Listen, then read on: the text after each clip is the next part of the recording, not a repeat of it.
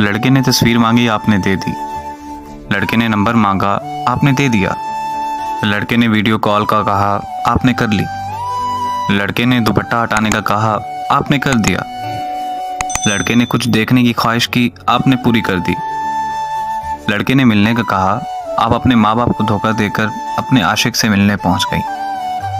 लड़के ने बाग में बैठकर आपकी तारीफ करते हुए आपको सब्ज बाग दिखाए, आपने देख लिए।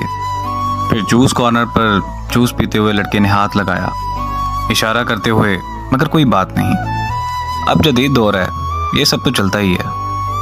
फिर लड़के ने होटल में कमरा लेने की बात की, आपने शर्माते हुए इनकार कर दिया कि शादी से पहले ये सब अच्छा तो नहीं लगता ना।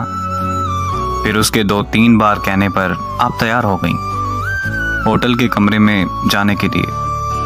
आप दोनों ने मिलकर खूब एंजॉय किया, अंडरस्टैंडिंग के नाम पर दुल्हा दुल्हन बन गए। बस बच्चा पैदा ना हुआ, इस पर ध्यान दिया। फिर एक दिन झगड़ा हुआ और सब खत्म, क्योंकि आराम रिश्तों का अंजाम कुछ ऐसा ही होता है।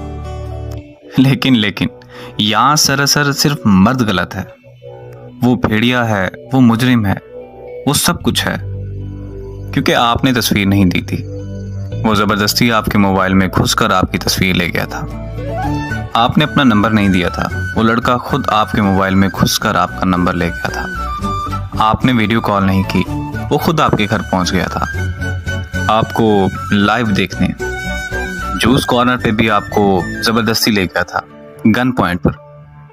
होटल के कमरे तक भी आपको जबरदस्ती उठाकर आपके घर से ले गया था। वो मुजरिम तो सिर्फ लड़का ठहरा, आप तो कुछ भी नहीं। छोटी बच्ची हैं आप, कोई 4 साल की, आपको समझ नहीं आती। ये कचरे में पड़ी लाशें भी देखकर आपको समझ नहीं आती। ये बिना सर मिलने वाले धड़ आपकी अक्ल पे कोई चोट नहीं देते।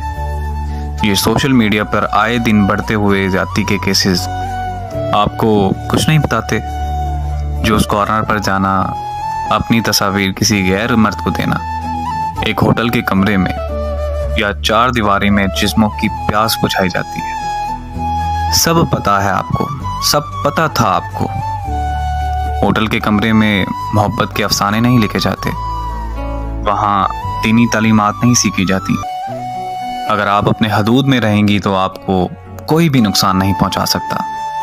और जब आप खुद भी तैयार हैं तो इसे रेप या ज्यादती का नाम मत दें। और यह करने से पहले ज्यादा ना सही, आप अपने माँ बाप, भाई का सोच लें, जो पता चल जाने पर रोज गैरत के नाम पर मरते हैं। मेरी दुआ है कि अल्लाह पाक हम सबको हिदायत दे और हमारे दीन इस्लाम के रास्ते पर चलने की तौफीक अता फरमाए।